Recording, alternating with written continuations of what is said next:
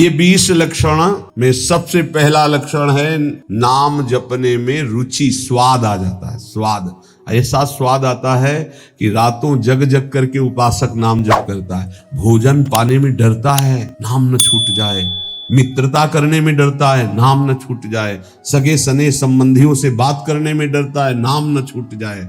बलिहारी है उसके चरणारविंद की जो ऐसी नाम में स्वाद वृत्ति आ गई है। ये बड़ी विचित्र बात। गोस्वामी तुलसीदास जी कह रहे हैं भारी भ्रम पैदा हो गया, लाख बार समझाओ फिर भी भारी भ्रम है, बहुत विचित्र है, बहुत विचित्र। जो जानता नहीं है उससे गलती हो जाए तो बात चलो गलती हो गई, लेकिन अपने लोग तो जानते हैं ना, सत्संग सुनते हैं, सत्संग कहते हैं, फिर गलती के तो चांस नहीं होने चाहिए। लेकिन सत्संग सुनो और सत्संग करो, नाम जब नहीं करोगे ना तो वही करोगे जिसको कहते हो नहीं करना चाहिए। कागज में लिख लो चाहे दिमाग में लिख, ये हम छाती की बात कहते, पढ़ी लिखी बात नहीं। भजन नहीं है तो बोलते रहो त्याग वैराग्य की बातें, सुनाते रहो, तालियां पिटती रहेंगी लेकिन माया तुम्हें पीटती रहेगी। भजन है कुछ बोलना आता हो ना आता हो, सीधे भगवान से तुम्हारा संबंध हो, जो है वही प्रकाशित हो जाएगा। एक अद्भुत आनंद। जब निज सुख प्रकट होता है तो मन भोगों में नहीं आता। निज सुख बिन मन होई कि थीरा। मेरे स्वामी संसार को सत्य और सुख रूप मान करके आपको भूल जाता हूँ। भारी भ्रम है, बहुत भ्रम। आप देख लीजिए, देख लीजिए, आपके अनुकूल भोग केवल होना चाहिए, चाहे आंख का हो, चाहे कान का हो, चाहे नाक का हो, चाहे भोग का हो, चाहे किसी प्रभु की याद नहीं आएगी। देख लेना क्या गजब का आकर्षण है, हर भोग में इतनी सामर्थ्य कि प्रभु को भुलवा दे। गजब। धन्य है वो भक्त जो ऐसी परिस्थिति में राधा राधा राधा। कई बार हमने कहा है कि आप किसी भी भोग का वास्तविक सुख देखना चाहते हैं तो ठीक जब आप भोग रहे हैं, चाहे रसेंद्री का हो, जनेंद्री का हो, नेत्रेंद्री का हो, घ्राणेंद्री का हो, उस समय आप नाम में चित्त लगा दीजिए, राधा राधा। फिर सुख मिले तो हमको बता देना। जब नाम भूले और उसमें एकाग्र हुए तो आपकी एकाग्रता और कामना के कारण आपको सुख दिखाई देता है, अन्यथा नहीं। प्रभु यद्यपि मृषा, बहुत झूठा सुख है पर सत्य भास है, सत्य लग रहा है। नाथ कृपा कर दो, इस भ्रम को हटा दो, आपकी कृपा से ही हटेगा। प्रभु यद्यपि यहाँ जितना कुछ सब मिथ्या है, सत्य है, यहाँ सब झूठा है। जो पहले था वो अब नहीं, जो अब है वो आगे नहीं रहेगा, खत्म होता जा रहा। वो शरीर गए जिनको माँ पिता कहते थे, गए, उनके माँ पिता गए, ये जाने को तैयार है। जो जन्मे हैं वो बढ़ के जाने को तैयार है। होश में यहाँ कोई टिक नहीं रहा है, सब जा रहे हैं, क्रम से जा रहे हैं, समय से जा रहे हैं अपने अपने। लेकिन यहाँ जो लेने आए हो, कमाने आए हो, जिसे देव दुर्लभ कहा गया है, उससे क्यों उदासीन हो, उसको क्यों नहीं पकड़ रहे? पर हरि यद्यपि यहाँ सब झूठा है पर आपकी माया का इतना आकर्षण है कि सत्य भास रहा है। देखो बैंक में 1 लाख रुपया जमा है, उसका 5 रुपया भी खर्चा नहीं करना। अगर 5 रुपया मिल जाते तो 1,05,000 रुपया हो गए, 10 और हो गए, 1,15,000। वो जोड़ते अब 2 लाख हो गए, अब 3 लाख हो गए। मरते समय उन्हें 3 लाख का चिंतन हुआ, सांप बन करके उसी घर में बैठे। कितना नाम जप किया, ये खास बात। पर प्रभु ये बड़ा भ्रम है, बड़ा भ्रम। छोटे मोटे की बात नहीं करते, जिनको ज्ञान है उनकी बात कर रहे हैं, और तो सब उसी में फंसे। अर्थ कौन सा सुख देता है? संख्या का। ये पकड़ी गई है बात। गिनने का बड़ा सुख होता है, एक बार गिन के फिर दोबारा गिनो तो बड़ा मीठा लगे। उनको संख्या का बड़ा आकर्षण है, हर विषय का आकर्षण है। चिंतन भैया खास बात हमारी पकड़ लो। जगत में जो कुछ तुम्हें सत्य भास रहा है, सुख दे रहा है, उसका कारण तुम्हारा चिंतन है। भगवान ने स्पष्ट कहा, ध्यायतो विषयान पुंसान संगास्ते सुपजायते संगात संजायते कामा। खास बात, अगर विषय चिंतन ना हो, धन चिंतन ना हो, भोग चिंतन ना हो, और फिर आपको तो कोई उसका महत्व नहीं। समलोष्टात्म कांचना, जिनका चिंतन भगवान में रहता है तो माटी का ढेला, सोने का और रुपया सब उनके लिए एक समान रहता है, कोई उसका महत्व नहीं रहता। महत्व न रहते हुए केवल व्यवहार दिखाई देता है, आंतरिक महत्व नहीं होता। प्रभु मैं ये जानता हूं, अर्थ अविद्यमान जानी संस्कृति नहीं जाए गोसाई, बिनु बांधे निज हट सठ परवश पर्यो कीर की नाई। मैं जानता हूं कि मेरा शरीर भी छूटेगा, धन भी छूट जाएगा, मैं जानता हूं कि पुत्र आदि परिवार के मेरे नहीं है। नहीं, परिचय बताओ, ये 20 साल पहले कहां थे? अगर आपका बहुत घनिष्ठ प्रेम है कि मेरा इकलौता लाडला पुत्र है, तो ये 20 साल पहले कहां था आप बताओ। इसके बाद ये जो कहां जाएगा आप बताओ? कितने दिन रुकेगा आप बताओ? कुछ नहीं, बेमतलब जैसे स्टेशन में कोई आके मिल जाए और बैठ जाए, हाथ मिलाए, चाय पिए तो मुझसे अपनापन कर ले, उसकी गाड़ी आई, चले गए, रोना शुरू कर दे। बोले क्यों? बोले वो हमारा दोस्त था, चला गया। ऐसे जानबूझ के हम फंस रहे हैं। प्रभु जैसे जो तोता है वो जानबूझ करके बंद जाता है, कई बार होता है। प्रभु ऐसे जानबूझ करके हम फंस गए। अब ऐसी और भगवान बीच बीच में सब आसक्तियों को हटाने के लिए विरोध करवाते रहते हैं। कटु वचन, प्रतिकूल व्यवहार, पुत्र से, पत्नी से, पति से, सबसे समझ समझ कोई तेरा नहीं। वो चाहे जितना पिटे, वो चाहेगा उन्हीं को। तब लगता है यार कैसी विचित्र। ये अब भी नहीं समझ पा रहा कि कोई हमको इससे हटाना चाहता है। जिस राग को नहीं छोड़ सकते थे, हटाना चाहता है।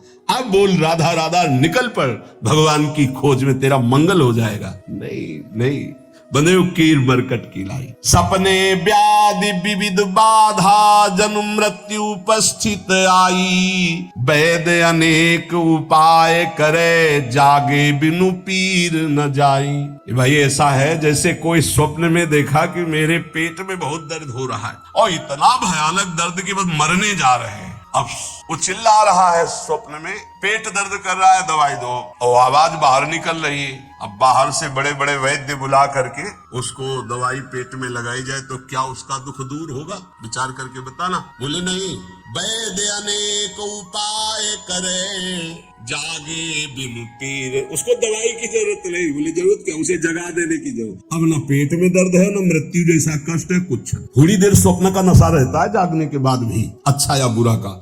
ऐसे ही ब्रह्मबोध होने के बाद भी, तभी कहा गया ब्रह्मबोध होने के बाद भी बिल्कुल वैसे ही जैसे साधन पद्धति में रहे वैसे रहना, क्योंकि स्वाप्निक संसार का प्रभाव काफी देर रहता है। जब ब्रह्मबोध स्थिति लंबे समय तक, तब वो स्थिति, जैसे आप जग गए, लगा स्वप्न है लेकिन उसका प्रभाव रहेगा। अच्छा स्वप्न है, स्वप्न में आपकी माँ आई है तो आंसू चलने लगेगा। बुरा स्वप्न है तो भय लगेगा। हम तो ये कह रहे हैं गोस्वामी जी महाराज कि स्वप्न में देखा इतना बड़ा व्याधि पैदा हो गई कि मृत्यु जनित कष्ट हो रहा है, वैद्य बुला के दवा करवा, उसको कोई फायदा मिलेगा? बोले नहीं। फायदा कैसे मिलेगा? बोले जगा दे बस। न रोग है न कोई पीड़ा है, पीड़ा पूरी महसूस होती है। ऐसे ही ये जो तुम जागृत में देख रहे हो मायाकृत स्वप्न है, मोह निशा सब सोवनिहारा, देखे स्वपन अनेक प्रकारा। तो बोले वो वैद्य कौन है? बोले वेद है, शास्त्र है, पुराण है और प्रवचन है। ये सब उस दुख मिटाने की औषधि है, पर सबसे पहले उसे जगाओ, उसको जगाओ। तो जगने का मतलब क्या होगा? बोले दृश्य असत दुखकारी, तेहि बिनु तजे वैराग्य, भजे बिनु रघुपति अनुराग, विपति सके को टारी। संसार से वैराग्य और प्रभु से अनुराग हुए बिना ये भारी दुख परंपरा, पुनरपि जननम पुनरपि मरणम पुनरपि जननी जठरे शयनम, ये मिटने वाली नहीं। बहु पाए संसार तरन कहाँ, विमल गिरा श्रुति गावे। तुलसीदास मैं मोर गए बिनु, जीव सुख कबहु न पावे। मैं और मोर तोर तय माया, जब तक मैं मोर तय तोर नहीं जाएगा तब तक कभी सुख की अनुभूति नहीं होगी। ये ऐसा भ्रम फैल गया मैं मोर तय तोर का कि नाम में रति ही नहीं होती। पहला लक्षण उपाय है, संसार के जितने भोग हैं सब असत हैं। ये जादू के द्वारा रचे हुए, जादू के द्वारा जब सामान रची जाती है तो होती नहीं है, केवल दिखाई देती है। आप छुओगे तो आपको दिखाई देगी, लेकिन आप उसका भोग नहीं कर सकते, उसमें है ही नहीं कुछ। वो केवल रचना तुम्हारे नेत्रों को मंत्र शक्ति से बांध करके संकल्प के द्वारा की गई। तो ये संकल्प के द्वारा रचना हुई भाई पूरी सृष्टि की। एको हम बहुश्यामा, यहाँ केवल परमात्मा तत्व और वो दिखाई नहीं दे रहा, हमें भोग तत्व दिखाई दे रहा है। रसेंद्रिय का, नाना प्रकार की इंद्रियों का भोग, ये बहुत बड़ा स्वप्न है, बड़ा दीर्घ स्वप्न है। इसको जगाने के लिए संत महात्मा गुरुदेव ये कृपा प्रसाद कर रहे हैं। और जब जग जाओगे तब तुम्हें कोई रोक नहीं पाएगा भगवत प्राप्ति के लिए, क्योंकि पता चल जाएगा झूठा है, कौन सा भोग सत्य है। आप देखो ना कैसी आसक्ति है, 100 बार 1000 बार उसी भोग को भोग लो, फिर भी मन कहता है नहीं सुख तो वही है, राधा राधा राधा। ये तो कल्याण के लिए है, सुख वहां है। ये स्वाप्निक जो सत्य भाव स्वाप्निक बैठ गया है, ये सत्य बैठ गया है। ये पाठ कर लो, नाम जप कर लो, इससे तो कल्याण होगा, लेकिन आनंद जो आएगा वो टीवी में आएगा, गेम खेलने में आएगा, वो इंद्रियों के भोगों में आएगा, तो ये तो कल्याण के लिए है। और ये पता लिए कि आनंद है तो भगवान में,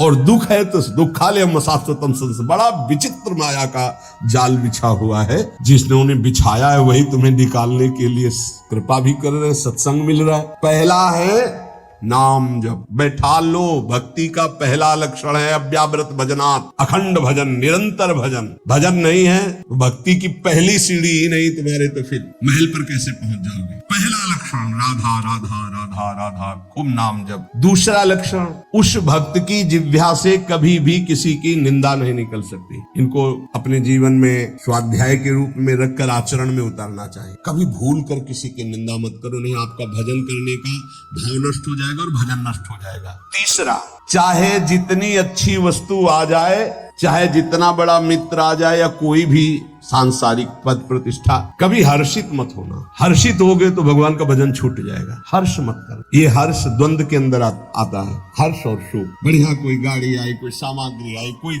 हर्षित हो गए तो अगला लिखा है फिर आपको शोकित होना पड़े। हर्ष और शोक दोनों भजन को छीन लेते हैं, भजन नहीं होने देते। भगवान की माया के द्वारा प्रेरित होकर के जब आप नाम जप करेंगे, किसी की निंदा नहीं करेंगे, तो आपके सामने ऐसे पदार्थ, वस्तु, व्यक्ति, ऐसे पद आएंगे कि आपको हर्षित कर दे। हर्षित मत होना। प्रसन्न होना, आनंदित होना ये प्रभु से होता है, माया के द्वारा हर्ष होता है। हर्ष शोक भय नहीं मन माही, अस सज्जन मम उर्वस कैसे, लोभी हृदय बसे धनु जैसे। भगवान कहते मेरे भक्त के अंदर हर्ष नहीं होता, हर्ष शोक भय नहीं मन माही। तीसरा ये, भगवान की माया के द्वारा कुछ भी आपके पास भेजा जाए, आप हर्षित नहीं होइएगा। ये ध्यान रखिएगा, ये माया रचित वस्तु से हमें आनंदित नहीं होना। यदि नहीं हुए तो तुम शोकित नहीं होगे जब कोई नष्ट होगा, और जब हर्ष शोक नहीं होगा तो नाम चलेगा। जैसे एकांतिक में कई बार प्रश्न करते हैं कि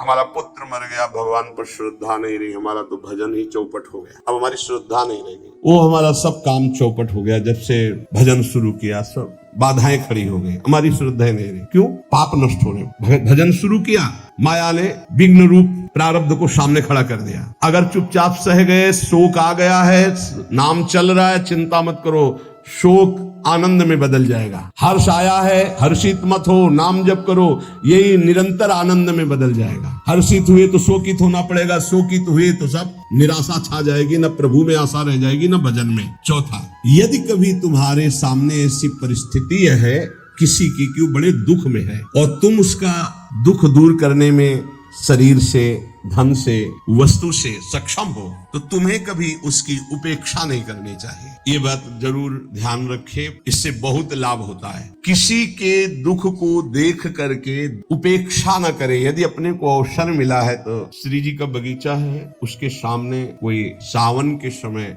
हो सकता है 18-20 वर्ष के बाद हो, बाहरी कोई संत भगवान वयोवृद्ध आए थे, तो उसी बगीचे के गेट के पास ऐसे जो परिक्रमा का किनारा है पड़े थे, और बहुत उनको शौच, वो वृद्ध थे। कोई अब कौन यहाँ तो सब परिक्रमा लगा रहे, सब अपने राग रंग में मस्त। सुबह देखा था परिक्रमा करते समय, तो सोचा ऐसे ही भिक्षा को गए तो दोपहर को देखा ऐसे, फिर भी लगा आराम कर रहे होंगे। शाम के देखा तो फिर वही, तब लगा शाम के दर्शन करने, तब नजदीक गए तो देखा वो बोल नहीं पा रहे। एक मित्र संत जो थोड़ा अर्थव्यवस्था वाले थे, प्रार्थना रामकृष्ण मिशन में रहती है, जो 8-10 दिन हो, तो उनका जो दुलार मिल रहा था ना, वो हृदय में जो आनंद प्रकट का, ऐसा लग रहा था मेरे प्रभु स्पर्श कर रहे हैं। हमारे पास सामर्थ्य नहीं है तो शरीर से, व्यवहार से, बुद्धि से, अगर अर्थव्यवस्था है तो अर्थ भी लगा करके। प्राप्त सेवा का त्याग करने से भजन में हानि हो जाती है। प्राप्त सेवा, अगर कोई पशु पक्षी मनुष्य ऐसा है जिसके सानिध्य को भगवान ने दिलाया, जैसे पूज्य भाई जी से हनुमान प्रसाद पोद्दार जी महाराज, एक वयोवृद्ध टीवी के रोग के जिनको घर वालों ने निकाल दिया था, वो ऐसे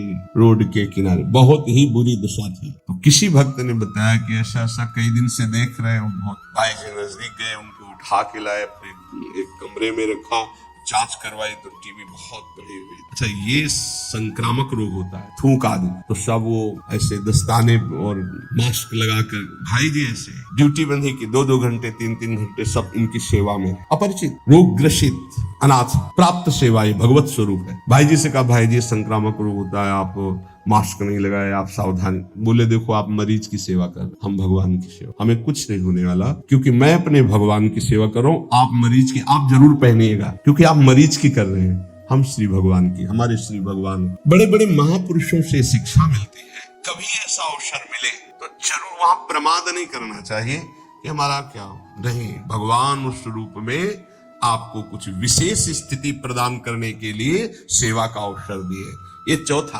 प्राप्त सेवा का कभी त्याग ना करें। जैसे एक दो बार ऐसा हुआ कि कई दिन से भूखे हैं बाबा, कहीं मिलेगा क्या, कहीं भोजन की व्यवस्था है क्या? भोजन की कहाँ व्यवस्था है तो मुझे पता नहीं, लेकिन आइए आप जो कुछ भोग का श्री जी का एक एक लड्डू लगा दिए, मिश्री लगा दिए, वो रखा, आप इसे पाइए, अभी हम मांग के लाते हैं। हमारी जितनी सेवा में सामर्थ्य है उतना हम आपको, अगर आपके पास भोजन की व्यवस्था है, कोई दुखी है, भूखा है, प्यासा है, आप दे, कोई ठंडी में कांप रहा है, आपको लग रहा है कि इसको जरूरत है, वास्तविक वो निरपेक्ष है, अपना शाल अपना स्वेटर पहन, फिर आप देखिए आपको हृदय में कैसा आनंद, कैसे आपके सुकृत उदय होते हैं। बहुत रहस्य की बात है। प्राप्त सेवा का त्याग करने से श्री जी के भजन में विक्षेप पड़ जाएगा और उपासक का भाव क्षीण हो जाएगा। वो चाहे किसी पशु पक्षी की हो या किसी मनुष्य की, अगर सेवा प्राप्त हो गई है तो उस समय उपेक्षा ना कीजिए। ये तो ऐसे संसार है, सब नहीं। आप पूज्य राधा बाबा के पावन चरित्र में अवध धाम कनक बिहारी जी के दर्शन कर ले, रास्ते में गधे के रूप में, भगवान ही सब रूपों में, तो बहुत ही घाव कौआ ऐसे जिंदा नोच रहे थे। बाबा ने देखा तो सब, बाबा प्राय मौन रहते थे, अपना अचला उतारा, पूरा उड़ा दिया, ऐसे मक्खियां उड़ा रहे। भाई जी को चिंता रहा करती थी क्योंकि बाबा भावावेश में कभी भी कहीं भी खड़े हो गए, कहीं पीछे मुड़ के दे, राधा बाबा कहाँ है, पता नहीं कहाँ। अब दौड़ भाग हुई तो देखा अरुण वजन का जो भगवा वस्त्र है वो उस गधे को उड़ाए हुए आप है। तो कहा कनक बिहारी के पट बंद हो जाएंगे, इतने जब तक ये परम धाम नहीं जाएगा तब तक हम कनक बिहारी के दर्शन नहीं करेंगे। जब इतने बड़े महापुरुष का वस्त्र ऊपर पड़ गया और हाथ लग गया तब भोग कौन सा रह जाएगा। प्रारब्ध क्षय हुआ, शरीर पूरा हुआ, अवध धाम में शरीर पूरा हुआ, वो भगवान को प्राप्त हुआ क्योंकि महाभागवत बैठे हुए दुलार कर रहे हैं। पशु पक्षी कोई भी, प्राय महान भागवतों में दृश्य देखा गया। पांचवा, भारी दुख उपस्थित होने पर भी किसी से सहयोग ना मांगे। भक्त हमें नहीं मांगना, हमें प्रभु की तरफ देखना। अगर उनकी तरफ से कोई भेजा हुआ है तो मानते हैं कि निमित्त बनाकर प्रभु ने इसको भेजा है, हमारी कोई पर्सनल मांग नहीं, पर्सनल संबंध नहीं। तभी आप भगवत भाव को जान पाएंगे कि कितनी कृपा हम पर है। अपना भारी से भारी समस्या में केवल संबंध प्रभु से रहना चाहिए, किसी अन्य के प्रति हमारा भाव न जाए। ये अध्यात्म है, इसे ठीक से समझ लीजिए। भारी से भारी दुख उपस्थिति होने पर भी हम किसी से सहयोग ना मांगे, अन्य किसी से। हम उसको जितना निवृत्त कर सकते हैं जो व्यवस्था दी प्रभु ने, नहीं तो हम प्रभु की तरफ देखते हैं। सच्ची मानना, बड़ी से बड़ी व्यवस्था एक क्षण में वो प्रभु कर देते हैं। निमित्त किसी को बना दे तब आपको लगेगा ये श्री जी के द्वारा किया हुआ विधान है, मेरे द्वारा नहीं। छठा, तुम्हारे पास जो भी वस्तु है, जो भी पद है, जो भी संपत्ति है, वो केवल श्री भगवान के द्वारा दी हुई है, वो श्री भगवान की है, ऐसा भक्त प्रतिपल मानता है। नाथ सकल संपदा तुम्हारी, मैं सेवक समेत सुतनारी। साधन वैराग्य मार्ग में जो तपस्या है, जो भजन है, जो ज्ञान है, जो वैराग्य है, जो प्रेम है, जो भी वो प्रभु के द्वारा प्रदत्त है, इसलिए कभी उसका अभिमान न करें। न बाहरी पद प्रतिष्ठा संपत्ति का, न आंतरिक तप समाधि आदि तक का। सातवां, कोई भी प्राणी कितना भी तुम्हारे प्रति, वही जो अभी वृंदावन महिमामृत में सुना, कितना भी अपमान करे, निंदा करे, अपराध करे, चुप रहना, सहन कर जाना, कुछ मत बोलना। उसकी तो तुम्हारी क्षमा ही जाकर के बुद्धि ठीक कर देगी। दंड से ज्यादा क्षमा में बल होता है, ध्यान रखना। भगवान शिव कह रहे हैं, अपने कर्म जाए अपकारी, उमा क्षमा साप होते भारी। यदि आपने क्षमा कर दिया तो आपका आनंद बढ़ेगा और वो क्षमा उसके लिए सांप से भी अधिक दंड जाकर के देगी। हमें ऐसी भी भावना नहीं करनी, हमें हृदय से क्षमा करना है, पर वो अपकार करने वाला अपने आप जलेगा, अपने आप नष्ट होगा। आपको क्षमा ही करना। जैसे किसी की सोच है कि अगर उसे क्षमा कर दिया तो बढ़ता चला जाएगा, नहीं, ये क्षमा ही अस्त्र है, उसको जाकर के परास्त करेगी, उसके हृदय को, उसकी बुद्धि को ऐसी जगह गिराएगी, उठ नहीं पाएगा। उमा क्षमा साप उते भारी, सांप से भी, दंड से भी ज्यादा उसका वो क्षमा हिसाब कर देगी। आपकी तरफ से क्षमा होना चाहिए। ये संत, ये भक्त, ये वैष्णव जनों का बल होता है। क्षमा एक बल है। 8वां, अपने गृह कार्य करते हुए या अपने साधन कार्य करते हुए बुद्धि को चंचल ना होने दे, अपने साधन पे रखें, अर्थात नाम जप चलना चाहिए। कार्य करते हुए, अपने साधन कार्य को करते हुए बुद्धि को चंचल ना होने दे, उसे अपने लक्ष्य में रखिए, अपने आराध्य देव में रखिए, श्यामा श्याम में रखिए।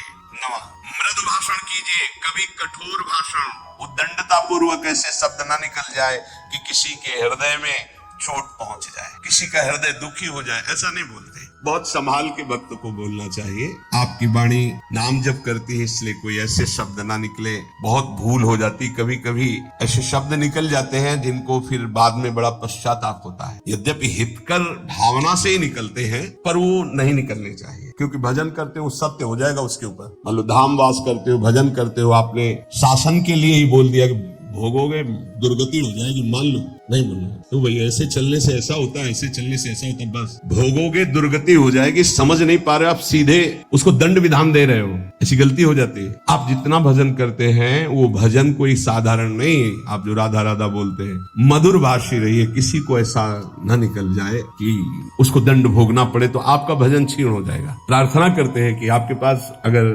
भजन है तो कभी किसी को दंड विधान मत सोचना, नहीं लागू हो जाएगा, आपका भजन क्षीण हो जाएगा। इसमें पक्का, आज नहीं तो कल पक्का लागू हो जाएगा, क्योंकि भजन है। भजन नहीं तो ऐसे फालतू कहने वालों का नहीं लगता, लेकिन भजन है तो लागू हो जाएगा, पक्का लागू हो जाएगा। बहुत डरना चाहिए भजन करने वालों से, कहीं हमसे त्रुटि हो जाओ कुछ ऐसा। संतों के वचन मंगल के लिए होते, भगवत प्राप्ति के लिए होते, ब्रह्म प्राप्ति के लिए होते। कहीं हमारे द्वारा कुछ ऐसे शब्द ना निकल जाए जो किसी को कष्ट प्रदान करने वाले हों।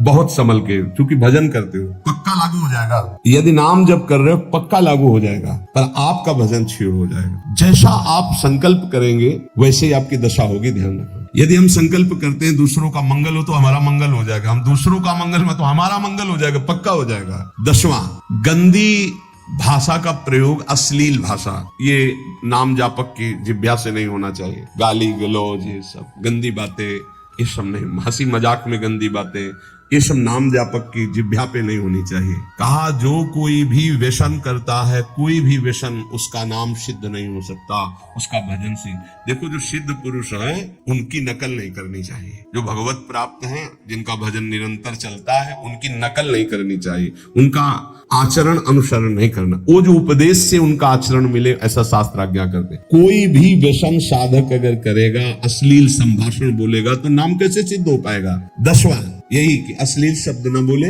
कोई व्यसन न करे। 11वां, किसी की चुगली न करे। ये प्राय चतुर साधकों में नहीं होता। रामाई भजते चतुर नर, जो विवेकहीन है उनके द्वारा ये गलती ज्यादा हो जाती। चुगली, ये बहुत जल्दी सुकृत नष्ट हो जाते हैं। सुना, वो उनके लिए ये कह रहे ऐसा ही है क्या, और वो ऐसा है, वो ये प्रपंच साधकों में नहीं होना चाहिए। किसी की वार्ता नहीं करनी तो श्यामा श्याम की। 12वां, किसी भी तरह की संसारिक चर्चाओं का कोई स्थान नहीं होना चाहिए। संसारिक चर्चा, समाचार पत्र पढ़े, समाचार सुने या किसी की बात, वो व्यर्थ का कोई भी भाषण उपासक के जिह्वा में नहीं होना चाहिए। भाई अगर आपको नेता बनना है, राजपदों पर राष्ट्र सेवा करनी, तो जरूर समाचार सुनिए। कौन सी पार्टी कितनी प्रबल हो रही है आप देखिएगा, कौन सी क्या व्यवस्था हो रही है, कौन सा आंदोलन चल रहा है, किसकी क्या मांग है, ये तो आप देख लीजिएगा, क्योंकि आपको नेता बनना है, आपको राष्ट्र सेवा। और यदि आपको भगवान की प्राप्ति करनी है तो समाचार पत्र, समाचार आदि यदि सुनोगे तो 24 घंटे की खुराक मन इकट्ठा कर लेगा, और वो उसी तरह के चिंतन में आपको फंसा देगा। और जो चिंतन होता बोले बिना रहा नहीं जाता। पुण्यात्मा का, महात्मा का लक्षण है, कितना नाम जमा किया, बोला राधा, अब इसकी कौन सी कीमत है। ये महत्व कहाँ समझ में आएगा, वो महत्व समझ में आएगा। इसीलिए या कह रहे ये व्यर्थ की संभाषण सुनना, व्यर्थ की भाषण की वृत्ति रखना। समाचार पत्र, दुनिया में क्या हो रहा है, भगवान की प्राप्ति में सबसे ज्यादा बाधक ये है, ध्यान रखना। फिर चित्त वृत्ति वहीं लगती है। वो आजकल भगवान की माया के द्वारा कृपा हुई है कि मोबाइल सबके पास है, सर्च करो, संसार को देखो। बचो भाई, अगर भक्ति का रंग, बिल्कुल अपनी भक्ति फीकी लगने लगेगी। जब इन बातों को सुनोगे, इन बातों को देखोगे, तो आपको अपनी भक्ति फीकी लगने लगेगी। हाँ, लगने लगेगा। माया बहुत प्रचंड है, तभी तो बड़े बड़े त्राहिमाम बोलते हैं इस माया के आगे। ऐसे ऐसे महान भागवत हुए, ऐसे रोटी मांगी 2 टुकड़े मिले, ऐसे चबाया, रात दिन भजन कर रहे हैं। क्या मिला उनको? अनंत कोटि ब्रह्मांडों का ईश्वर उसके अधीन हो गया। अब आप थोड़ा सा विचार करो, भारत में कितना रुपया होगा? ऐसे कितने बड़े बड़े देश हैं, इससे भी ज्यादा समृद्ध और धनशाली अमेरिका है। सब जगह कितना रुपया, सोना चांदी जो उखड़ आया है बाहर, कितना दबा है, कितना ऐसा विश्व में है। और ये जितना सब कुछ है, धनाध्यक्ष कुबेर के कोने के बराबर नहीं है। और धनाध्यक्ष कुबेर के पास जितना, वो लक्ष्मी जी के एक चरण चिन्ह में विराजमान है। और लक्ष्मी जी भगवान नारायण के चरणों को सहलाती रहती है। भगवान अर्ध निमीलित नेत्रों में उनकी तरफ देखते भी नहीं। अब आप विचार करो, ऐसे भगवान की आप आराधना कर रहे हो, आपको संसारिक रुपया, पैसा, महत्व जाग जाए तो हानि नहीं हो गई। जैसे वमन को देख करके घृणा पैदा होती है, ऐसी बातों को सुन करके घृणा पैदा होना चाहिए, लेकिन संसारिक महत्व जागृत हो जाए। उपासक को चाहिए कि ये सब बातें कभी ना सुने। बड़ा प्रभाव होता है। कुल्ल जी अल्लाह जी का चरित्र सुना, उसमें जो छोटे भाई थे जन्म से वैरागी हुए, लेकिन जब जवान थे एक जंगल में पड़े हुए थे, विश्राम कर रहे थे, तो वहीं आकर के राजकुमार की पूरी सवारी, अब वहां बहुत सी नृत्यांगनाओं, सब राज सुख पड़े पड़े देखते रहे। उनके मन में आया कि बचपन से भगवान का भजन कर रहे हैं यार, सुखी जीवन तो यही है। समय समय पर सब सेवाएं अप्सराएं नाच रही, विविध प्रकार के। मन में छा गई वासना की यार सुख तो राजकुमार को ही, इस जन्म में राजकुमार से ही मित्रता हुई, साथ ही उनको दूसरा जन्म लेना पड़ा। और वैसे ही भोग सामग्री, वैसे ही ये तो कहो भगवान का भजन कर रहे थे, तो उनके भाई बड़े भजनानंदी निकले, जिससे उनके हृदय में पुनः भक्ति जागृत हो गई। एक भी बात अगर तुम्हारे हृदय में वासनात्मक रहेगी, कुछ नहीं बनने वाला। वो वासना जब तक तुम्हारी पूरी नहीं होगी, आगे ना भजन बढ़ेगा ना भगवत प्राप्ति होगी। कह रहे हैं अनपायनी भक्ति दो, विभीषण जी कह रहे हैं, बोले नहीं पहले लंकाधिपति बनो, क्योंकि पहले तुम हृदय में उर्कच प्रथम वासना रही। ए भाई कुछ नहीं है, कुछ नहीं। इतना रुपया, इतना सब कुछ, कुबेर के खजाने के कोने में, कुबेर भगवान के बहुत छोटे सेवक हैं, कुछ नहीं। ये मायाकृत है। अंदर से अगर ये सब गणनाएं, ये सब सुनना, ये सब बोलना, ये सब चर्चा, तो आप भगवत विमुख हो जाएंगे, इसका महत्व जागृत हो जाएगा। 13, किसी से, किसी भी चालबाजी से धन का अपहरण करने की कोशिश न करें। ये ले जाओ, दूसरा छू लेगा तो काम नहीं करेगा, देख ना पावे ऐसी जगह रखना, तो कहीं न कहीं तो रखेगा। काम नहीं बना, किसी ने छुआ होगा, पक्का वो मंत्र था ऐसा ना, किसी ने छुआ हो। ऐसी ऐसी चालबाजियां, ऐसे ऐसे। तो यहाँ जो इशारा कर रहे हैं उड़िया बाबा कि साधक हो करके किसी भी तरह की ऐसी कोई धन अपहरण करने की बातें न की जाए। 14, कोई भी भगवत विमुख कार्य ना किया जाए जिससे हमारा भजन छूट जाए। ऐसे कार्यों का कोई अनुष्ठान न ले। बहुत से ऐसे कार्य होते हैं जो धर्मार्थ दिखाई देते हैं, लेकिन उनमें भजन छूट जाता है, तो विरत बहुकर्म। 15, हित मित पथ्य मेद, ऐसा भोजन करें। 15वां भोजन हित का तात्पर्य है जो शरीर और भजन के लिए हितकर हो, शरीर और भजन के लिए। देखो ये जो गरम मसाले आते हैं, स्वाद तो भले आपको अच्छा लगता हो, लेकिन आपके शरीर और भजन के लिए हितकर नहीं। जो जैसे नहीं सब्जियों में डालते हैं, क्योंकि उसमें कुछ ऐसे होते हैं जिनमें वो सब पड़ा होता है, जो निषेध है सात्विक वृत्तियों का, पर बनता स्वादिष्ट उन्हीं से है। हल्दी, धनिया, नमक और छौंक लगा दो, पूरा सात्विक भोजन। हल्दी पीस लो अपने घर में, धनिया पीस, नमक, तो आपको स्वाद नहीं मिलेगा, लेकिन स्वास्थ्य ठीक रहेगा और आपका भजन होगा। वो हितकर नहीं है आपके, वो स्वाद तो जरूर बना देगा लेकिन भजन नहीं बनाएगा। पहला है भोजन हित, आपका भजन बने तो आपका स्वास्थ्य ठीक रहे। कुछ ऐसी पदार्थ पड़ते हैं जिनसे एसिडिटी बने, जलन पैदा है, खट्टी डका, भजन में मन लगेगा, थोड़ी थोड़ी देर में वो जलन कर। मित, थोड़ा भोजन, थोड़ा बहुत रहस्य है, ये अध्यात्म शक्ति को बढ़ाता है। अधिक भोजन में हमारी अध्यात्म शक्ति पचाने में लग जाती, भजन नहीं होता। भोजन पर बहुत ध्यान देने की बात है। हित और मित, मित माने थोड़ा, अल्पाहार। और पथ्य, जो रोग प्रदान करने वाला न हो, जैसे आप बैंगन है, बहुत सी ऐसी बादी करने वाली वस्तुएं हैं, वो लिप लिप लिप लिप होती है, घुइयां कहते हैं, क्या कहते हैं उसे? हाँ, अरबी तो आप गांव में घुइयां कहते हैं यार, अरबी, फारसी वो नहीं होती। ये सब चीजें जैसे स्वाद के लिए उड़द की दाल, ये बहुत से ऐसे पदार्थ हैं जो आपको वायु रोग से ग्रसित करेंगे, कब्ज बनाएंगे, भजन में रुचि नहीं होगी। और मेध, पवित्र भोजन, भगवत प्रसाद रूप, जो प्रभु को अर्पित किया। हित मित पथ्य और मेध्य बुद्धिवर्धक पवित्र भोजन। हित भजन बढ़ाने वाला, स्वास्थ्य पुष्ट करने वाला। देखो हर चीज सात्विक थोड़ा अधिक होने पर राजसिक हो जाती है और पूरा अधिक होने पर तामसिक हो जाती है। जैसे दूध, दही, घी, खीर आदि, जैसे ये सात्विक है तो कितना, आगे लिखा मित, थोड़ा। सात्विक आहार भी थोड़ा ज्यादा हुआ तो रजोगुणी हो जाएगा, काम आदि की इच्छा पैदा कर देगा, और अधिक हो गया तो तमोगुणी, निद्रा, आलस्य, प्रमादोत्थम, तत्तामस मुदातम। सात्विक आहार। फिर तामसिक आहार की बात क्या, 16वां, अपने विचार को कभी भी किसी के आगे मत बताओ। जो आपका निरंतर भजन चल रहा है, जो भजन की अनुभूतियां हैं, जो आपकी दिव्यता है, किसी के आगे मत बोलो। 17वां, ये सब आने पर भी गुरु कृपा समझो, कभी अभिमान न करो। हमारे अंदर जो दिव्यता आ रही है वो गुरु कृपा से आ रही है, साधन तो एक निमित्त मात्र है, कभी अभिमान न करे। 18वां, सदैव चाहे वो कल वैष्णव हुआ हो, ये नहीं देखना कि हम तो 25 वर्ष से वैष्णव, 50 वर्ष से, अगर कल वो दीक्षा ली है, वैष्णव चिन्ह धारण किए हैं, तो हाथ जोड़कर उसको प्रणाम कर। ये शालिग्राम भगवान आज विराजमान किए गए हो या 1000 वर्ष से पूजित आ रहे हो, उसमें कोई अंतर है क्या? तो आज वैष्णव बना है, चाहे 1000 वर्ष से वैष्णव पद्धति चली है, तो हमको नमस्कार उस वैष्णव वेश को, वैष्णव चिन्ह को करना है। एक बार मधुकर शाह की यही परीक्षा लेने के लिए नगर वालों ने उपहास किया। एक गधा को नाम का दुपट्टा उड़ाया जिसमें नाम लिखा हुआ था, और तुलसी की मोटी माला डाली और 12 तिलक लगाए, और जब वो ठाकुर जी की सेवा करके निकले तो बाहर ही तो वो लोग खड़े थे देखने के लिए कि अब क्या करेंगे, ये वैष्णव जनों को प्रणाम करते। तो साष्टांग दंडवत किया, परिक्रमा की, तो लोग उपहास करने लगे। तो उनका अहोभाग्य मेरी भक्ति का चमत्कार कि मेरे राज्य का गधा भी वैष्णव है, और साष्टांग दंडवत करके उनको क्या पता चले कि किस कोटि के महापुरुष मधुकर शाह जी। तो उपासक को चाहिए कि छोटे से भी छोटे वैष्णव भगवान को वैसे ही आदर करे जैसे बड़े महापुरुषों।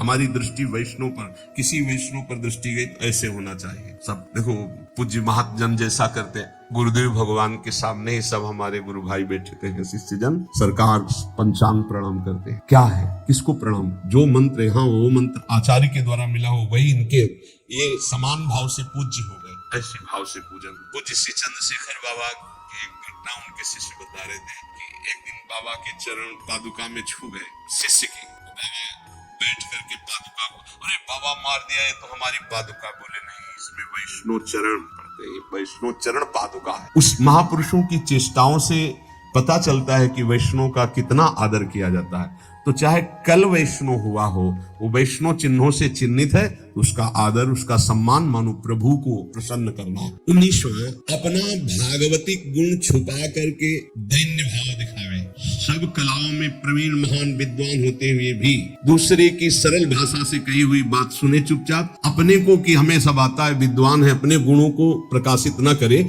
अपने गुणों को छुपाकर दैन्य रहे। आखिरी में जब भगवत प्रेरणा होती तब वो बोलते हैं जैसे जड़ भरत जी, जब रघुगण को अधिकारी पाया तो उपदेश दे दिया, नहीं तो सब उनको पागल ही समझते थे। 20वां, यदि भगवत प्राप्ति करनी है तो बाहरी कोई ऐसा श्रृंगार न करे जो रजोगुणी काम वर्धक होता है। अब अगर साधक हो के उपदेशक होकर भगवत मार्ग का उपदेश देने के लिए यदि गाल चमकाना पड़े किसी पदार्थ से, अरे भाई ब्रह्मचर्य रहो, खूब नाम जप करो तो अपने आप चमकने लगेगा। शरीर स्वस्थ हो और ब्रह्मचर्य रहे और नाम जप करे तो अपने आप मुख प्रसन्न तन तेज विराजा। तो आजकल किसी किसी के बहुत चमकते हैं, वो लगा करके, चिकनाहट लगा करके, तो तुम खुद ही रजोगुणी लगाए हो तो कैसे उपदेश काम करेगा? श्रृंगारिक बनावटी शरीर की महिमा तुम्हारे अंदर बैठी है तो तुम सच्चिदानंद की जागृति कर दोगे उपदेश से या सुन करके? नहीं, बिल्कुल नहीं। रज लगाओ, 12 तिलक लगाओ, कंठी धारण करो, नाम जप करो, भगवद आश्रित रहो, ये सब ठीक नहीं है। बाहरी श्रृंगार करना, अब जैसे कि हम गोपी हैं या हम सखी हैं तो भाव बनाने से गोपी सखी हो जाएगा क्या? एक एक बाल उखड़वा लिया यहाँ का, वैसे कि हम सखी श्री कृष्ण से मोहित हो जाएंगे? अरे कोटि मनमथ मनमथा, वो भाव से मोहित होते हैं। देखो हमारे गोपी भावापन्न महापुरुषों के चरित्र पढ़ के देखो। कौपिन, एक मार्किन, टाट बिछा हुआ, श्री कृष्ण के संग रास में खेल रहे, बाहर से ऐसे उदासीन। ये बाहरी श्रृंगार, स्नू पाउडर, दुनिया की लाली लिपस्टिक लगा के श्री कृष्ण को नहीं रिझाया जाता। ये सखी और गोपी इनसे नहीं बना जाता, ये बवाल है रजोगुण का। इससे श्री कृष्ण जानते, श्री कृष्ण की कौन सा श्रृंगार होता है? स्थूल सूक्ष्म कारण तीनों शरीरों का त्यागी, वो अखंड चिंतन में अनुराग में जब रुदु सुस्वरम राजन कृष्ण दर्शन लालसा, वो भाव है, वो स्थिति है, गोपी स्थिति। जैसे देखो मुख्यमंत्री पद, प्रधानमंत्री पद, राष्ट्रपति पद, देवराजेंद्र पद, प्रजापति पद, परमेष्ठी पद, ऐसे ही ये पद है। शांत पद, दास्य जो भाव पद, वो सखा भाव पद, ये वात्सल्य भाव पद, ये गोपी भाव पद, ये सहचरी भाव पद, सहचरी पद पावे। पद पावे आता है ना, पद माने ये सबसे बड़ा, परम पद से भी बड़ा पद है। इसको यहाँ घसीट लाए देह भाव में। यही तो दुर्दशा हो जाती है उपासक की, देह भाव में और गोपी भाव। अरे जहां शिव को भी भाव देह धारण करनी पड़ी। आप क्या समझते हो, वहां शिव जी ने जटाओं के ऊपर चुनरी डाल ली, सच्चिदानंद तत्काल तन्मय हुए गोपी भाव में और गोपी बनकर अंदर गए। अब वो तो दिखाने के लिए बाहर से हमारे आप भाव के लिए चुनरी उड़ा दी गई कि ऐसे शिव जी गए थे। सच्चिदानंद शिव है, तत्काल भाव किया और उसी भाव देह को प्राप्त होकर तब प्रवेश पाया स्वामिनी जी की कृपा से। इसलिए कह रहे कि ये भक्त को बाहरी बनावटी बचो। दो ही पद्धतियां हैं बैरागी की, या तो पूरा मुड़वा ले या पूरा ऐसे। बीच वाला तो हमने अब तक कभी नहीं देखा किसी भी संप्रदाय में। ये गृहस्थी में, प्रवचन में, उसमें हो सकता है, लेकिन विरक्त में नहीं हो सकता। विरक्ति की दो ही पद्धति हैं, या तो भद्र और या तो फिर उसे सधुवई भाषा में कहते हैं झंडे या मुंडे। झंडे कहते हैं पूरा ऐसे रखवा लेना, मुंडे माने मुंडन करवा लेना। ये श्रृंगार भागवती श्री जी के चरण चिन्ह का निर्माण, रज लगी चरण रज और उनका प्रसादी चंदन, द्वादश तिलक कंठी है अपना सब। ये सांसारिक श्रृंगार किसके लिए भैया, किसको रिझाना है? प्रिया प्रीतम को रिझाना है। ऐसे रज लो, ऐसे लगाओ पूरे, राधा राधा राधा राधा राधा। यदि भगवत प्राप्ति करनी भाई, और कुछ प्राप्ति करनी हो तो फिर क्षमा कीजिएगा, ये सत्संग केवल भगवत प्राप्ति के लिए। विश्वा निष्पक्ष हो करके पूरा जीवन व्यतीत कर दो, किसी को अपना स्वीकार न करो, निरपेक्ष निष्पक्ष, कोई अपना नहीं, किसी की अपेक्षा नहीं, वो श्री भगवान को प्राप्त कर लेता है। ये 20 महान सद्गुण भक्त में जागृत हो जाते हैं। अगर ये याद न रहे तो एक बात याद कर लो, राधा राधा राधा, सब आ जाएंगे, अपने आप सब आ जाएंगे। धैर्य पूर्वक हमारी प्रार्थना मान लीजिए, मनुष्य जीवन का परम लाभ जितना नाम इकट्ठा कर लो, ये तुम्हारे बाद में काम में आएगा। अभी इसको खर्चा मत करना, ना रोग में, न संकट में, न विपत्ति में, ये तुम्हें निहाल कर देगा। अभी तुम्हारी समझ ठीक नहीं है, इसलिए संसार के ये हर वस्तु, व्यक्ति, स्थान प्रिय लगते हैं और नाम प्रिय नहीं लगता। लेकिन बात मान लो, ये नाम तुम्हारा लोक परलोक सब कुछ संभाल देगा। ई परलोक सकल सुख पावत मेरी सो भैया कृष्ण गुण संचो। खूब नाम जप करो, एक एक मिनट जीवन का व्यर्थ मत जाने दो। जैसी भी परिस्थिति है उससे लड़ना सीखो, भागना नहीं। नाम के जप से दुख को सहो, नाम के जप से सुख को सहो। सुख में फूलो मत, दुख में भूलो मत, राधा राधा राधा तो निहाल हो जाओगे। अगर आपको यह वीडियो अच्छी लगी है तो वीडियो को लाइक करें, कमेंट करें और चैनल को सब्सक्राइब जरूर करें। और मैं आपको मिलता हूँ कल एक और नए वीडियो के साथ। राधे राधे।